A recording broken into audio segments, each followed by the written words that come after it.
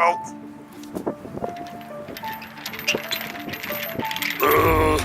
Locked. Solid.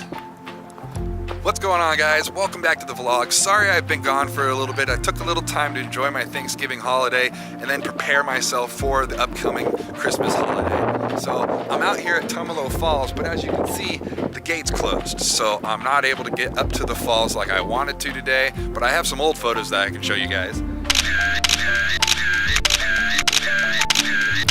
I wanted to get back into weekly vlogs, and I'm gonna definitely stick to it this time, guys. And today I'm telling you the story of when my kidneys failed and how that all went down. So let's get into it. Roll the intro.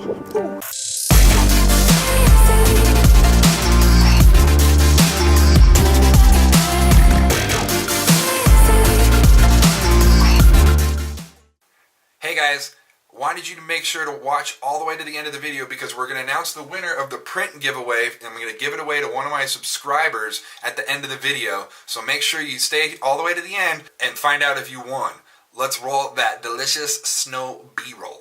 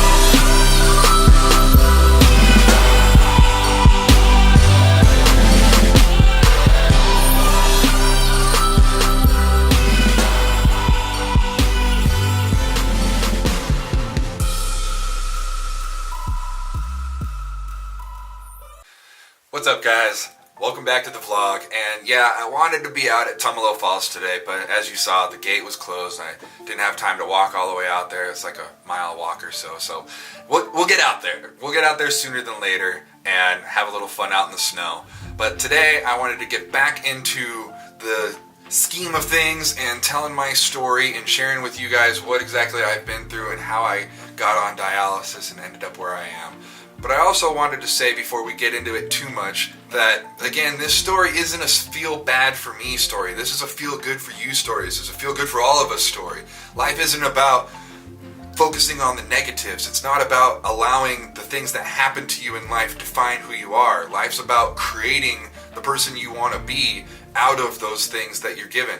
And that's what I'm doing here. I'm sharing my story, trying to inspire you guys in your days and in your life, showing you guys that we all have needles in our arm in one way or another, and if you don't allow those things to take over and control who you are, you can become whoever you want.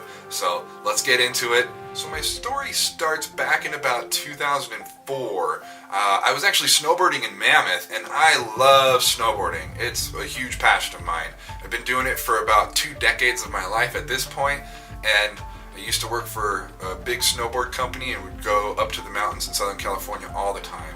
And I was snowboarding at Mammoth Mountain, and I went up with a couple friends for the weekend, and driving from Southern California up to Mammoth was about a 10-hour drive, so it's a big trip for us down there.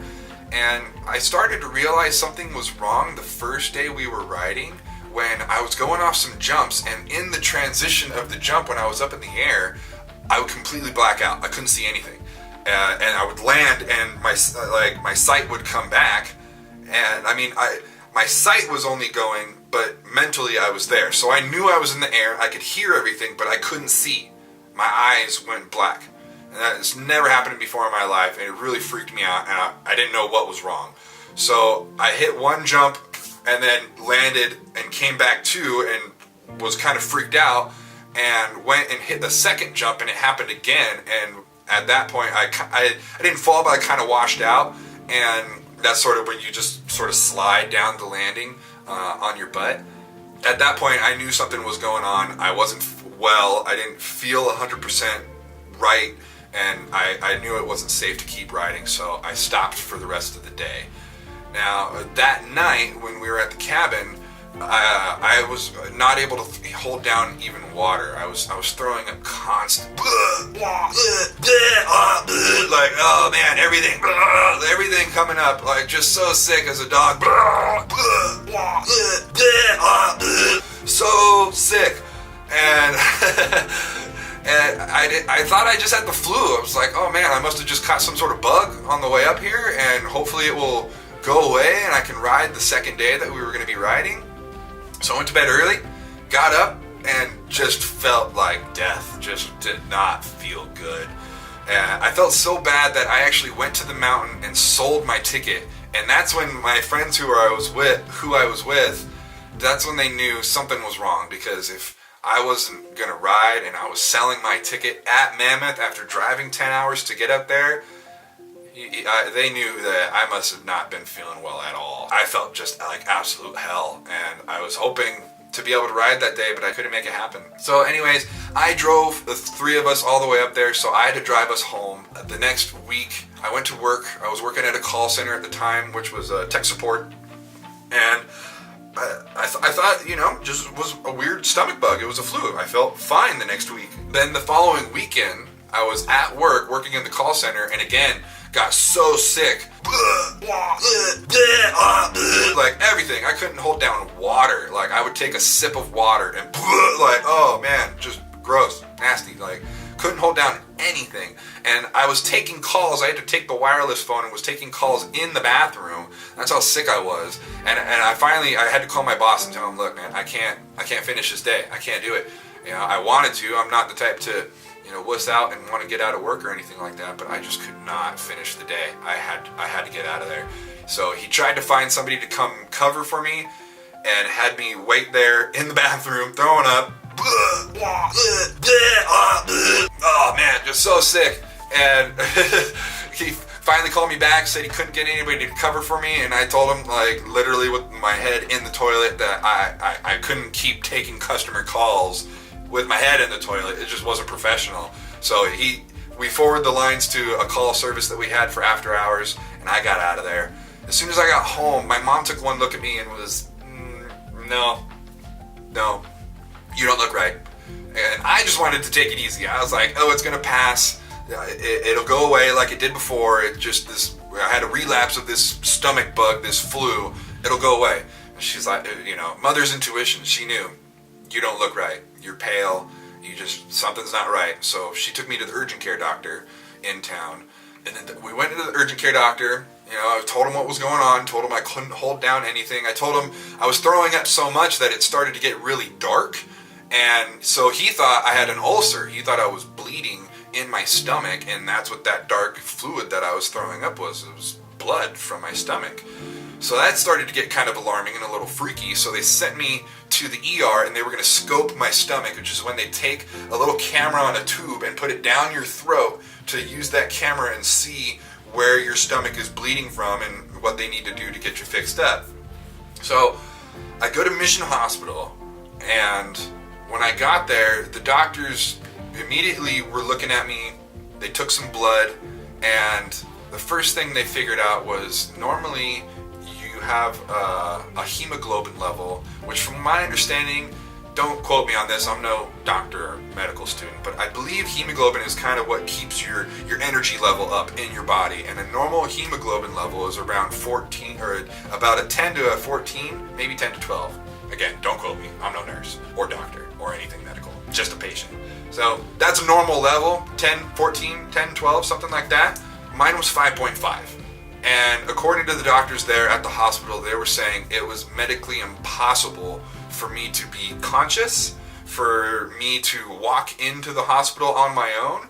And when I told them I was snowboarding the week before at Mammoth, they were floored. They were like kids excited for Christmas presents. They were so excited because I was this medical anomaly. It was a medical impossibility is what the way they put it to me. That it's just not possible for somebody to have a 5.5 hemoglobin and be have as much energy walking and talking as I was. They actually had so many doctors that just had to keep coming and seeing me because they were just so shocked.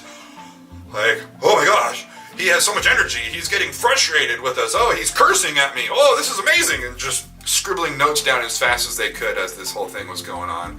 And the more doctors that came by, kind of the more freaked out I was getting. I was like, no, let's figure out what's wrong with me. Let's stop seeing what's going on with the freak in front of you. Let's figure out what's going on. So what they did, because my blood was so low and I was so anemic, which is why I was blacking out going off the jumps, because there was no blood in my body, so the transition of the jump would force all the blood that I had left flowing in me out of my head, and my eyes would black out, which was kind of a crazy thing to figure out what was going on.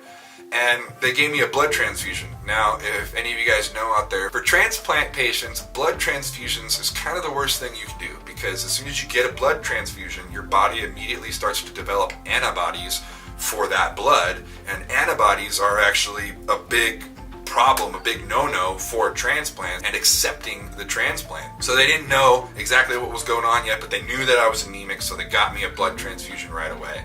In the midst of all this going on, at one point, one of the ER nurses at Mission Hospital, he comes by, he looks at my chart, he goes, "Dude, you're really sick," because he thought he was saying this in his head. He thought he was thinking this, but he said it out loud. He said, "Dude, you're really sick." He puts my chart down and walks away. What did he just say? Me and my mom are looking at each other. What did he just say?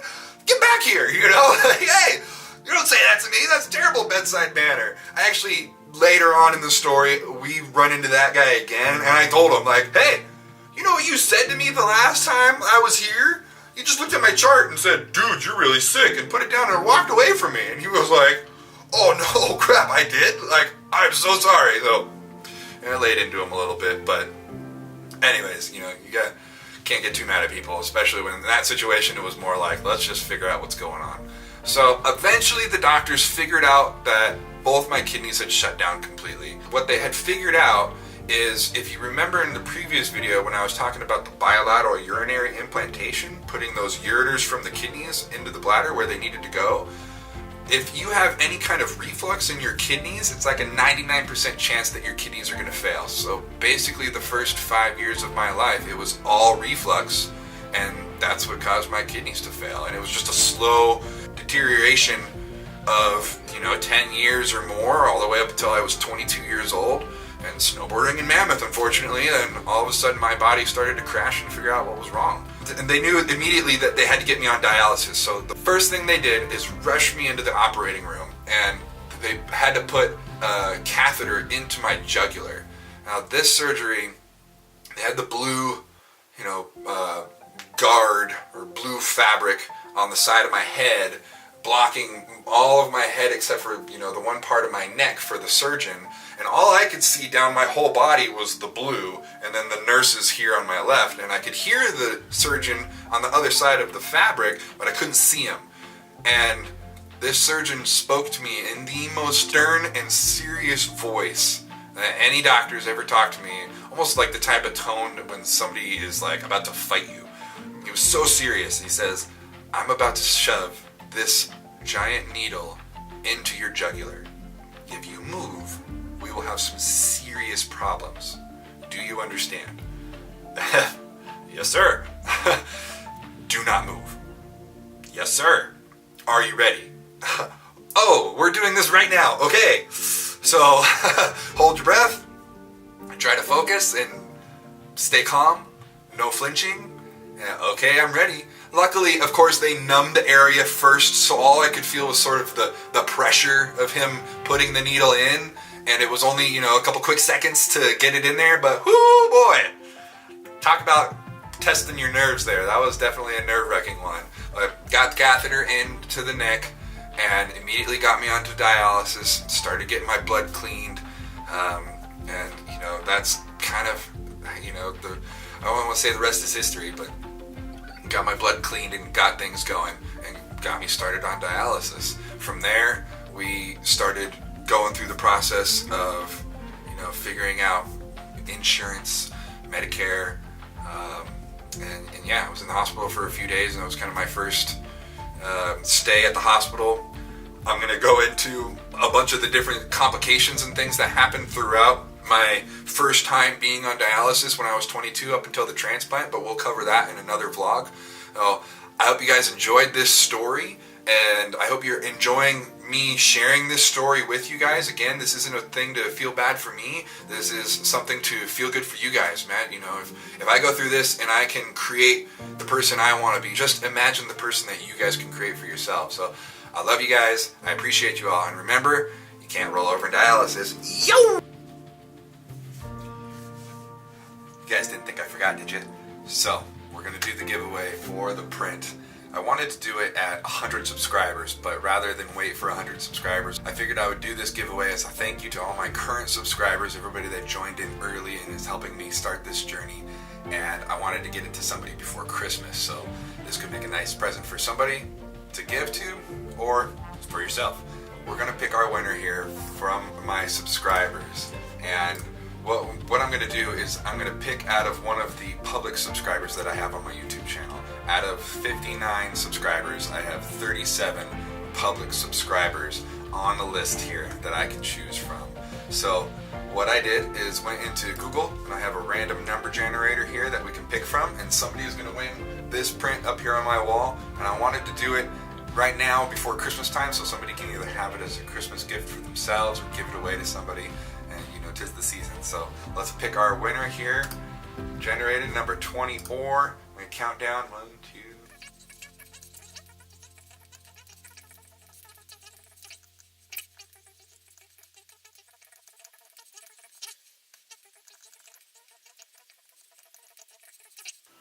Oh, we have our winner, and the winner is Max Bendis. Now, Max actually lives here in Bend, so that'll make it a little easy, and we'll do a video of when I take this and deliver it to Max. So congratulations, buddy, and I hope you like the print, and you, like I said, you can either give it away to somebody or put it up on your own wall and have something to enjoy. So if you like this video, please hit the like button. Don't forget to subscribe and make yourself public so you can win the next giveaway that I do. And always, guys, you can't roll over dialysis. Love you.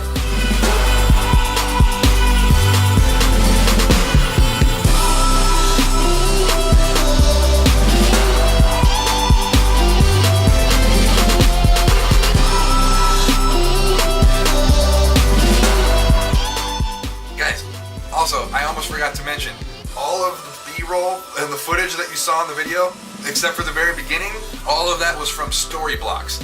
They're an amazing website where you can get stock video clips, so when you can't get out to the waterfall or you don't have footage from your past when you were snowboarding, so you can just pull up some stock video clips from Storyblocks and fill in all the blanks that you missed. And it's a pretty amazing website, so check them out. This is not a sponsored video or anything. I had to pay for the membership. I'm actually using my 7-day trial, and I think you guys should go check them out. I'm going to put the link down in my bio.